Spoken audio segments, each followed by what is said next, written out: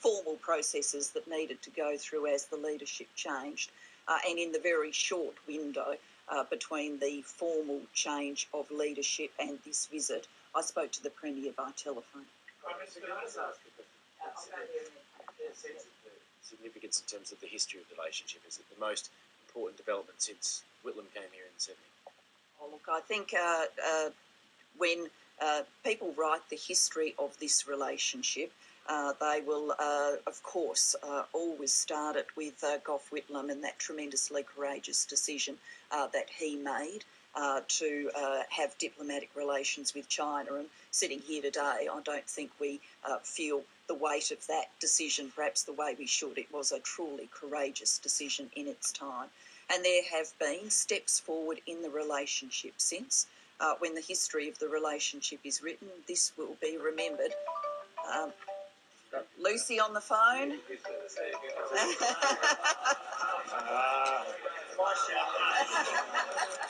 I'm not embarrassed at all.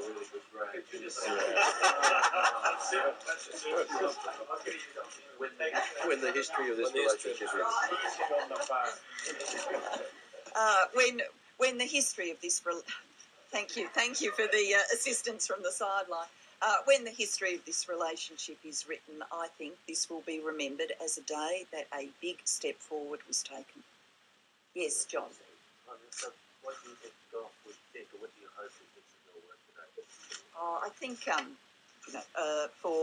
for those of us that care about this relationship and work on this relationship, obviously Gough's role is the stuff of legend and the stuff of history, understandably. I'm not really reflecting on it through his eyes, but certainly Gough has got a lot to be proud of in creating modern Australia through what he did to create this relationship.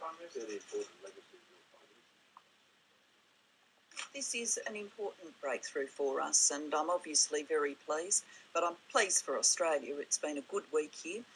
It's a step forward for us as a nation. That's important to us. It's important to the people of Australia.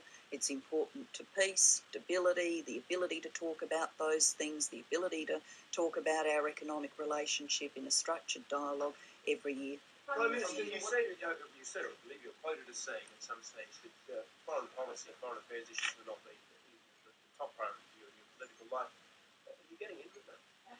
I've taken this question quite a few times as it happens, and I think what you will find, I talked about how I would always feel very comfortable, indeed feel most comfortable in classrooms in Australia talking to kids about their future. As I think you've seen from the nature of the foreign policy engagements that I have now conspired to make sure that I go to classrooms around the world, and I very much enjoyed the exchange with the young people in the classroom today. And those exchanges, I mean, obviously these important leader-level discussions are the stuff of foreign policy, but I'd have to say it's often the exchanges that I have with young people, like the one I had today, which gives me the most heartwarming sense about the future for our two countries. Prime Minister, what's the big, notwithstanding my earlier technical slip-up, could you tell us about how you found Premier Li Keqiang, and do you think also that perhaps he's a premier that, given his fluency in English, his affinity with the West, that he's maybe a leader with which Australia can build a sort of a deeper and a warmer relationship that people had previously tried to, but have been less successful with the likes of, say, Xi Jinping? Look, I mean, human beings are different, and everybody's got a different style and different personality. I enjoyed my engagements with President Hu and with Premier Wen.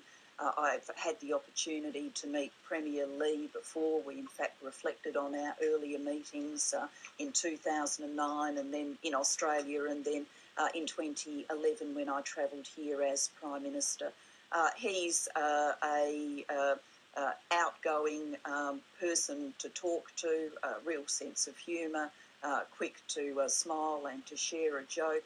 I think in an Australian style we enjoy that. We like a sense of friendly warmth in a conversation, rather than all the formality that can go with these occasions. So I did get a sense of, warmth and engagement from him. Prime Minister, you had quite lengthy talks with the Premier today. What other dimensions of the relationship did you get into? And as you foreshadowed in recent days, did you speak about the Australians detained in China? If so, what did you say and what did the Premier say? I did raise a range of consular issues. I'm not intending to go into them by the names of individuals. People the subject of consular cases are entitled to their privacy too, but raised a range of consular issues because in terms of raising that kind of matter, it's appropriate to do it with the Premier, and so I did that today. Our discussions on consular cases will continue. We talked broadly about our relationship. We obviously talked intensively about the annual dialogue that we're announcing today. We talked about our economic relationship, about the steps forward we've taken on that during this visit, about our aspirations for a free trade agreement, about our aspirations for strengthening economic ties, because that's good for both our countries, it's good for Australian jobs. We talked about regional peace and security. We referred to tensions on the Korean Peninsula. We talked about the work that we do in bodies like the East Asia Summit.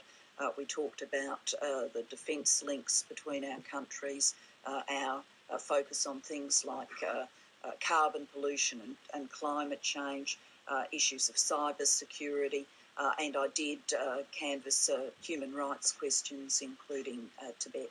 In your speech yesterday, you talked about, or you added that you would like to see personal freedoms as something that's also pursued as China goes along the reform road. Is that something, and does this level of talks give you more freedom or more ability to raise those more pointed questions like human rights and like the need for people to have a greater sense of personal freedom? Well, we have a continuing human rights dialogue with China. When I've met leaders in the past, I've raised human rights. I did it on both occasions, the meeting with the President and then the meeting with the Premier today. That human rights dialogue will continue. And I, do believe that we have a relationship where issues are not off the table, they are on the table for discussion. Prime Minister, a lot of countries would potentially want to have this deal. Why us? I mean, what do we bring to the table? Is it a whole lot of iron ore, or what is it that they've said, well, we'll do it for you? I think there's only 3 other countries that China has such a relationship with. And just a second question on defence. Can you tell us anything specific? Like, are we going to have joint exercises or anything like that? Well, on the defence question, the step forward we've taken today is a dialogue in our defence arrangements. So we have a standing dialogue that I've spoken to you about during the course of this trip, a military-to-military dialogue. There will also be a policy-level dialogue which will happen between our militaries. So this is all about building trust and confidence and transparency for the future. On why us, I think it says something about how China views its relationship with Australia. Yes, we've got a strong economic relationship, but that has been continuing for some years now. So I think that the aim here is to be broadening and deepening the relationship so that it is a truly comprehensive one, and that is why it requires annual leaders level exchanges, and I think that's what China sees in it, that kind of deeper relationship with Australia. Yes. Look, I've met a number of Chinese business leaders whilst I've been here in a series of different events. Huawei is a major employer in Australia. It's created a number of Australian jobs. It's a substantial seller of telecommunications technology in Australia. So just like I've met other Chinese business leaders, I met with the chairwoman of Huawei today. I did note at the business leaders dialogue I was at that she was the only woman representative from China amongst the business leaders gathered there. Prime Minister, did you discuss the decision? Prime Minister, how concerned are you that a boat packed with asylum seekers sailed into Geraldton Harbour today, and is it proof that the government has lost control of our borders? Look, I'm going to leave that matter for the response. Yeah, but I'm obviously here for a different purpose today, and so that'll be dealt with back home. Prime Minister, yes. I have a question about your remarks in your speech today about defence. You mentioned the live fire exercises that Australia